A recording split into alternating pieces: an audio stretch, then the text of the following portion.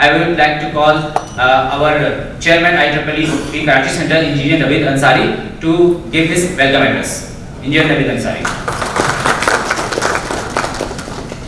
A'udhu billahi minash shaitanir rajeem. Bismillahir rahmanir rahim. Honorable Chief Guest, Engineer Syed Raza Abbas Shah Sahib, CEO, Engineering Development Board, Islamabad, President IEEE, Engineer Dr. Suhail Aftab Qureshi Sahib, Vice President, Headquarters, Engineer Irfan Gohar Sahib, Vice President South, Engineer Tia Sahib, office bearers and members of IEEE Karachi Local Center, valued authors of papers, delegates, guests, ladies and gentlemen, Assalamu alaikum and a very good morning. I am really delighted to welcome you all to the 38th International Multi-Topic Symposium being held by IEEE Karachi Center. And we are overwhelmed by the presence of our chief guest today, the Chief Executive Officer of Engineering Development Board, Engineer Syed Raza Abbas Shah Sahib. We are in fact very indebted to him because he is a very, very busy person and has a very hectic schedule.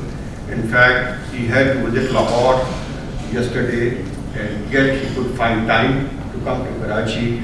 We are very grateful, sir.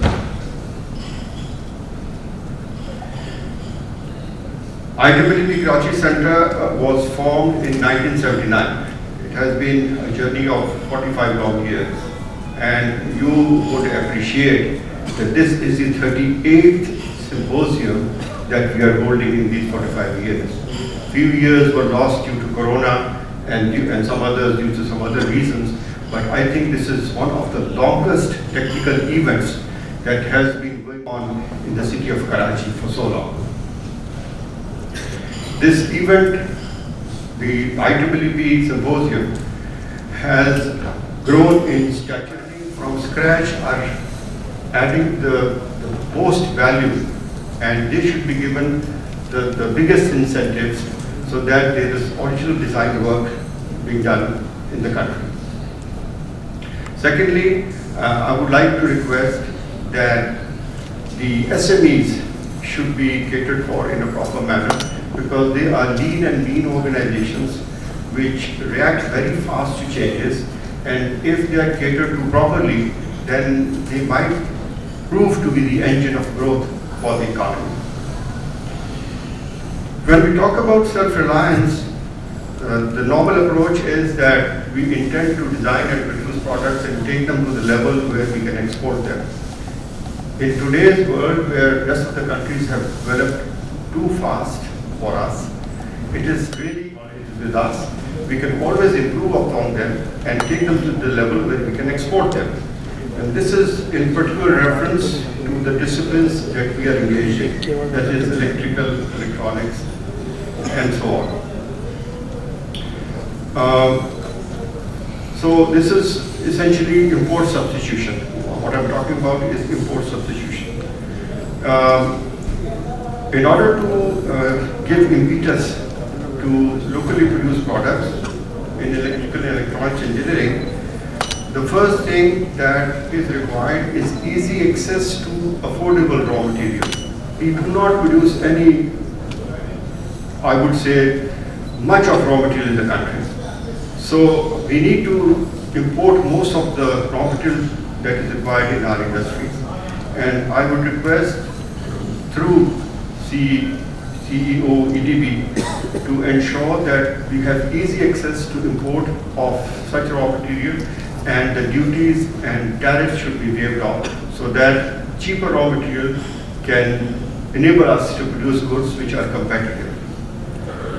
Second most important thing, which I was discussing with the chief guest while he was here, is accreditation of goods and approvals of goods according to various IEC standards. We do not have labs in our country to approve and for the approvals of such goods which are produced here in Pakistan, and sometimes we have to go abroad, which is a pretty expensive venture, and that is where I request that the government should provide some incentives and grants to the companies who need to take their products abroad for quality approvals, and PCSQA also needs to come up with labs in the country where such approvals can be given. And last but not the least, the products of Pakistan organization should be given access to public sector market. All government entities should be asked to purchase goods that are made in Pakistan and not go for imported products if the similar ones are available in the country. So it should be made mandatory for all government entities to produce goods made in Pakistan. In this regard, I would like to mention that IEEE, being 55-year-old entity, has eminent engineers and seasoned technocrats in its fold, and we would be delighted to work hand in hand with EDB to formulate policies and come up with measures which can give impetus to our mission of making goods in Pakistan. IEEE is right now still doing its level best on its own. It's holding seminars and symposia on this subject.